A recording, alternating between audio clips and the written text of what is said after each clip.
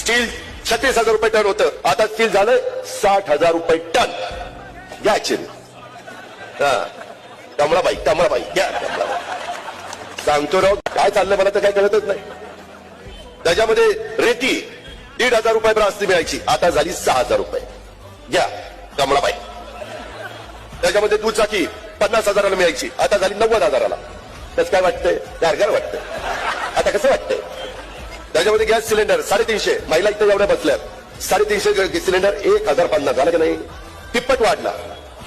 कसं आता स्वयंपाक करताना कसं बरं वाटतंय का? काय तुम्ही मला सांगा, कोणत्या अधिकाऱ्यांना मतं मागायचा? त्याच्याबद्दल बोला ना. बेरोजगारीच्या बद्दल मगाशी क्लिप दाखवली जयंत पाटलांनी. आपल्या चाकणला 1.5 लाख कोटी गुंतवणुकीचा कारखाना, 2 लाख मुलं मुली कामाला लागले असते. गेला गुजरातला, काय केलं भाजपने? मुख्यमंत्री काय करत होते? उपमुख्यमंत्री काय करत होते? त्यांचं काम नाही. कित्येक प्रकल्प चाललेले, त्याच्याबद्दल बोलायला तयार नाही.